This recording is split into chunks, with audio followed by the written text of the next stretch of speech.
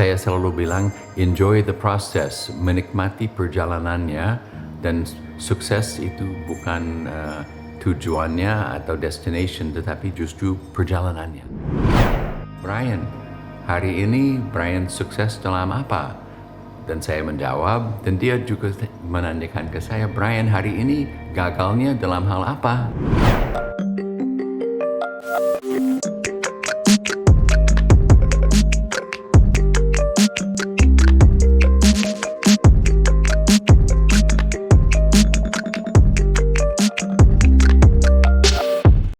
Apa sih literasi bugar itu?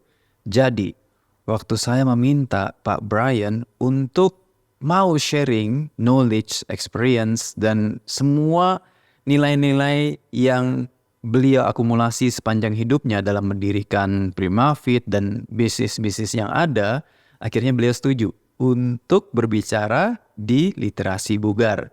Nah teman-teman, apa sih yang akan dipelajari di literasi bugar? Tentunya adalah nilai-nilai kehidupan dari Pak Brian, kemudian jerih payahnya, nilai-nilai dari mentor dia sebelumnya, dan sampai bisa mencapai kesuksesan seperti sekarang. Tentunya teman-teman udah pada tahu ya bahwa ada yang namanya Primavit. Primavit itu sudah 40 tahun. Bayangkan, a business yang bisa survive selama 40 tahun, ada era reformasi, kemudian sampai ada COVID juga, masih going strong, pastinya ada hal yang bisa kita pelajari. Bayangan ya teman-teman ya, itu udah hampir seusia Indonesia loh. Ya, jadi kita akan langsung mewawancarai beliau. Selamat pagi Pak Brian, senang banget saya berada di sini. Amin. Boleh perkenalkan diri dulu biar audiens mengenal Anda. Oke, so nama saya Brian J. Bill. J itu apa Pak? John. Brian John Bill. Iya, dan saya usia 67 tahun. 67 tahun. Dan saya sudah di Indonesia sejak tahun 82. Oke. Jadi lebih dari 40 tahun. 40 tahun bahasa Indonesia aja mungkin selancar orang, bahkan melebihi dari orang Indonesia sendiri nih bahasa Indonesia ya Pak Brian. Terima kasih. Iya. Waktu pertama saya datang ada mentor saya yang bilang, Brian mau tidak mau harus menguasai bahasa Indonesia kalau mau bahagia dan kalau mau sukses di Indonesia. Bahasa Indonesia cannot be negotiable, harus belajar. Oke, struggling nggak Pak belajar bahasa Indonesia? Tidak, saya tidak struggling karena dari pertama saya datang, saya membuat itu satu prioritas, satu hal yang penting sekali bahwa setiap hari saya harus menulis satu kata bahasa Indonesia dan menghafal dan menggunakannya. Iya, luar biasa teman-teman. Belum apa-apa aja kita sudah dapat pelajaran bahwa kalau mau belajar hal yang baru, Anda harus suka dulu dan tuliskan satu kata atau satu kalimat per hari. Sampai bisa selancar sekarang. Oke, tahun 80-an ke Indonesia.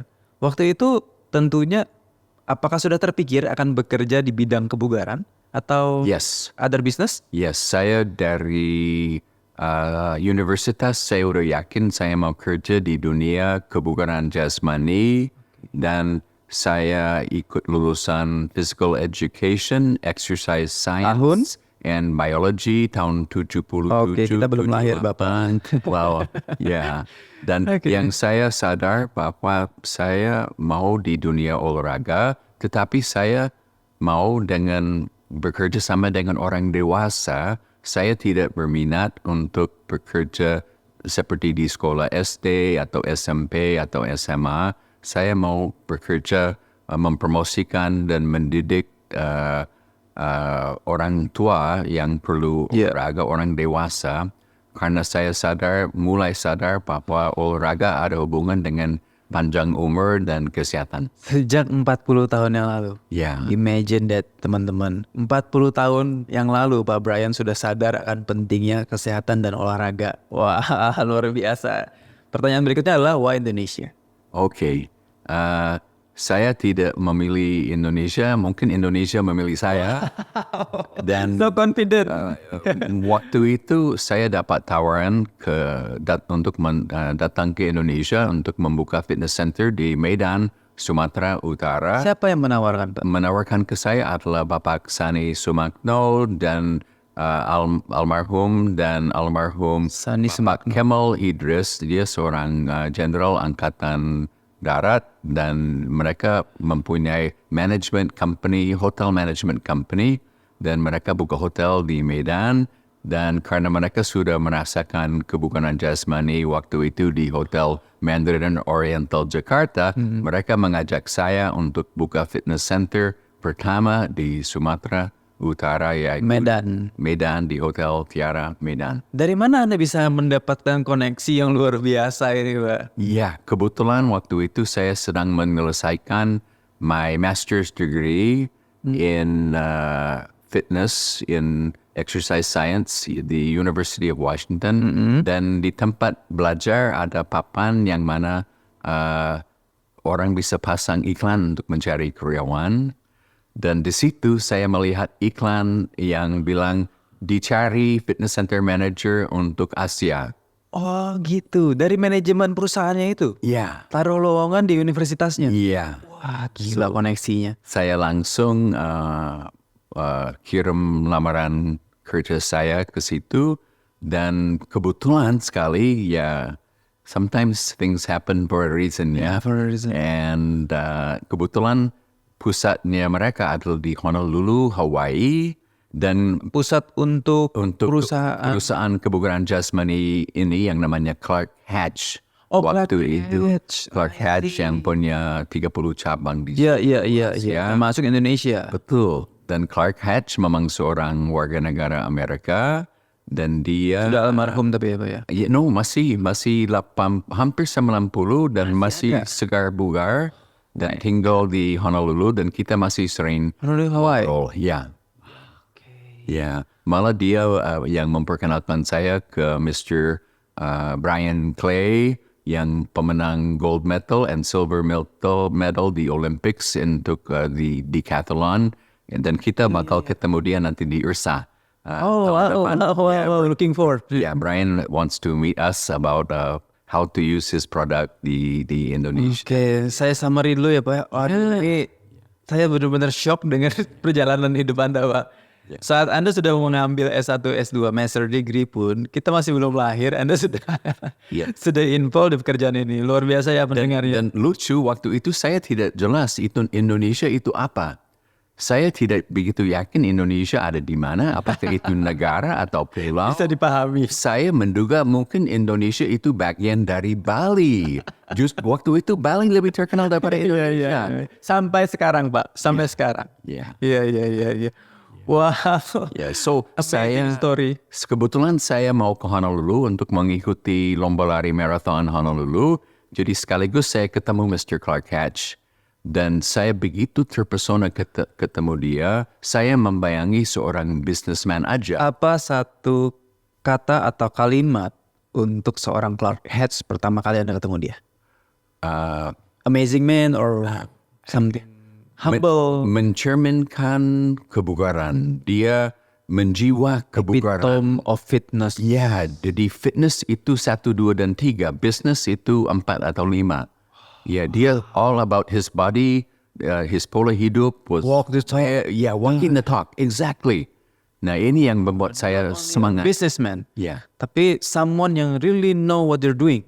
ya, and loving it. Like, buat dia workout itu seperti orang lain berdoa. Dia every day harus ada ibadah workout. Exercise. Ya. Oke, orang ibadah benar-benar ibadah. Kalau misalnya Mr. Clark Hatch, ibadahnya adalah bergerak, teman-teman bayangkan itu. Oke, tentunya ada ups and downs sepanjang karir Anda. Apa saja sih pivotal moment yang membuat sampai detik ini Anda masih ingat di Indonesia? Ya, mungkin waktu pertama di Indonesia ini masih culture shock, bilang shock budaya, yang mana saya tidak bisa paham banyak hal. Dan pada saat kita mau buka fitness di Medan, kita sedang mengangkat itu alat-alat fitness yang berat sekali, mau masukkan ke fitness center lewat ada Hotel. lewat hotel, dan ada dari Loading karena dock. pintu terlalu kecil, kita mesti naik di atas bambu scaffolding yang di luar, dan waktu itu hampir alatnya jatuh.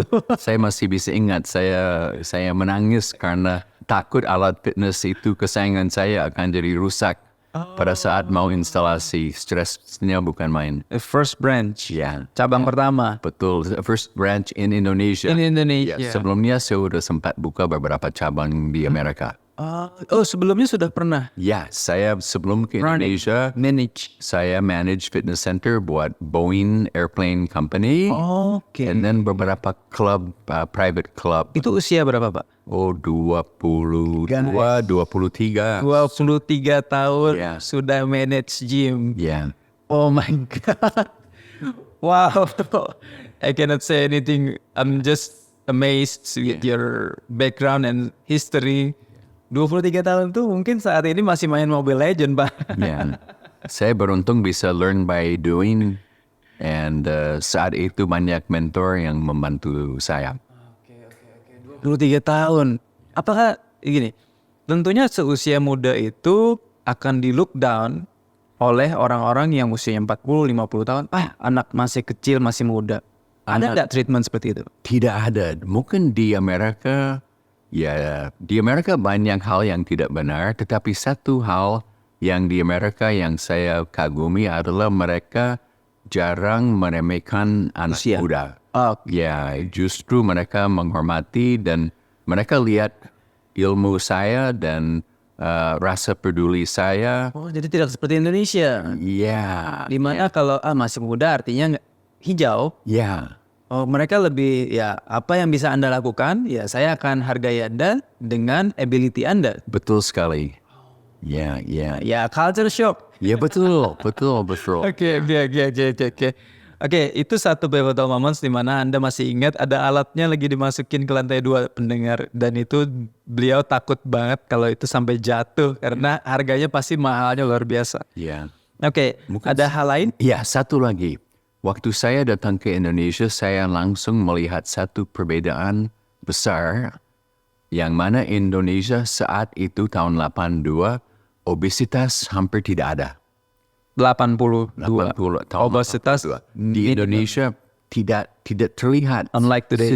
Sedikit aja. Sampai saya meragukan apakah Bisa jalan atau fitness enggak? saya jalan karena manusia di rakyat Indonesia sudah lumayan langsing. Ya, ternyata rakyat Indonesia mau berfitness walaupun obesitas belum begitu ada di Indonesia karena mereka cari komunitas. Community. Ya. Nah, ini teman-teman. Apa yang Anda lakukan sampai gym yang di Medan itu sukses, Pak? Saya setiap saat ada di gym. Anytime. Ini bukan soal saya pintar sekali, tapi saya rajin sekali. Jadi saat itu saya rajin setiap hari jam 6 pagi, gym buka, saya akan memandang dan melihat. Dan sampai malam saya akan ada di gym juga. Jadi saya betul-betul memprioritaskan waktu di gym. Dan kedua adalah bahasa Indonesia.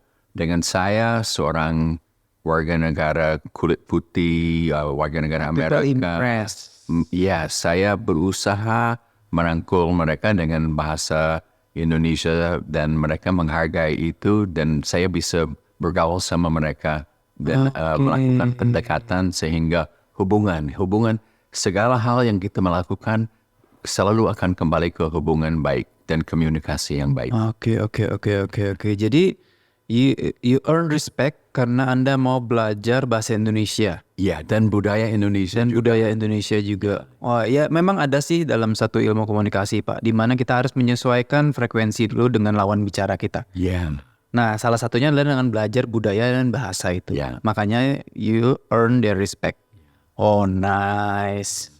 Oke, dalam perjalanan mendirikan pusat kebugaran tersebut, what is the biggest challenge, baik personally maupun mungkin marketnya atau hal yang tidak bisa dihindarkan dari bisnisnya? What is the biggest challenge? wow, ini pertanyaan yang sangat cocok. Mungkin tantangan terbesar adalah merubah mindset member bahwa fitness itu sebuah proses yang makan waktu lama dan itu tidak bisa dilakukan dalam seminggu, 2 minggu, sebulan, 2 bulan, tetapi harus menjadi lifestyle, pola hidup jangka panjang dan tidak boleh diukur hanya dalam waktu 1 year, 2 years, 3 years. atau bulan, but it's a long process. Oke. Itu mungkin sampai detik ini memang people still looking for shortcut. Yeah. I think that your biggest challenge itu masih exist until now. Yes. Yeah. Yeah. That's why saya selalu bilang enjoy the process, menikmati perjalanannya, dan sukses itu bukan tujuannya atau destination, tetapi justru perjalanannya. Oke, that's why you emphasize on habits. Yeah. Karena Healthy habits, healthy life. healthy habits, healthy life. Karena dengan habits, eventually kita akan reach our goals. Betul. Mau itu lung singkat, mau itu build muscle. Yeah. Karena it come back to habit. Wow, oke. Nah, tentunya ada ups and downs. What makes you you are today? Maksudnya tuh prinsip hidup apa yang Anda tanamkan sejak muda sampai bisa membangun, nanti di second part kita akan bicara tentang Primafit. Yeah. Sampai bisa membangun suatu usaha yang bisa dibilang sukses. Ya, menurut saya, mungkin dari pengalaman saya, kita harus berani mencoba sesuatu. Kita harus berani mengambil risiko. Jangan takut gagal. Kalau kita takut gagal, kita tidak akan berani mencoba sesuatu yang berisiko. Saya masih ingat ayah saya kadang-kadang di meja makan, dia akan menanyakan ke saya, Brian, hari ini Brian sukses dalam apa? Dan saya menjawab, dan dia juga menanyakan ke saya, Brian, hari ini gagalnya dalam hal apa? Gagalnya kan? Ya, soalnya kalau dia bilang, Brian, kalau you sewaktu-waktu tidak ada gagal berarti you are playing it safe. Terlalu mencari zona aman aja. Harus keluar dari zona aman untuk mencoba sesuatu. Karena dari semua kegagalan kita pasti belajar sesuatu. Ayahnya profesinya apa kalau boleh tahu? Kepala sekolah. Wah. Kepala sekolah SD. Oke. Ya. Dan ibu saya guru SD. Oh wow, elementary teacher ya, and headmaster. Betul. Ya. Oke, that's shocking. Oke, blow my mind. Yeah. Oke, wow, udah speechless sampai nih. Oke, berarti dia akan menanyakan apa yang membuat apa kegagalan Anda hari ini. Betul. And Anda jawab? Yes, saya menjawab. Kadang-kadang saya sukses dalam hal ini, dan saya selalu gagal dalam beberapa hal tertentu seperti matematika atau pekerjaan sekolah yang saya tidak menyukai. Tetapi saya selalu unggul. Apapun yang berhubungan dengan apa yang saya suka, saya cukup unggul. Seperti semua olahraga yang saya coba, dan workout saya, dan competition saya, sehingga saya saat ini selalu kasih nasihat untuk teman yang lagi mikir mau cari mission dalam hidup atau karir. Saya menanyakan 3 hal. Saya mengusulkan 3 hal. Cari sesuatu yang Anda menyukai. Cari sesuatu yang bisa menghasilkan uang. Dan cari sesuatu yang Anda berprestasi atau mampu melakukannya. You're good at. Yeah. Oh, sukai, menghasilkan uang, and you're good at. Yeah. Oke, ya. Kalau 3 kombinasi itu jadi 1, and you make wonder. Yes. You can make do wonder. A game changer. Wow. First adalah berani mengambil risiko. Yeah. Second, selain berani mengambil risiko, ya kita cari sesuatu yang kita good at doing, and something yang kita menyukai, and then sesuatu yang bisa menghasilkan uang. Tidak semua yang kita melakukan menyukai dan kita mampu belum tentu bisa menghasilkan uang. Iya. Itu prinsipal kedua adalah cari yang Anda sukai. Kalau prinsipal ketiga mungkin yang terakhir ini apa? Life principle yang make you become who you are today. Kita harus bisa. Jangan terlalu keras terhadap diri Anda sendiri. What do you mean? Kita harus menjadi pemaaf. Termasuk memaafkan diri sendiri. Terutama ke diri sendiri. Kita akan mengkritik dirinya terlalu tajam. Dan kalau kita mengkritik diri kita, kita akan paralyzed, kita tidak akan bisa bergerak, kita akan hilang percaya diri, kita akan putus asa kalau kita selalu membonus dirinya terlalu keras. Semua manusia pasti bikin salah. Ya. Bisa salah besar, bisa salah kecil, but every day we make some mistake, but we have to belajar dari kesalahan tersebut dan jangan terus-menerus bilang ke dirinya, aku bodoh, aku malas, aku belum bisa, pasti gagal. So please, treat yourself like you would treat your friend.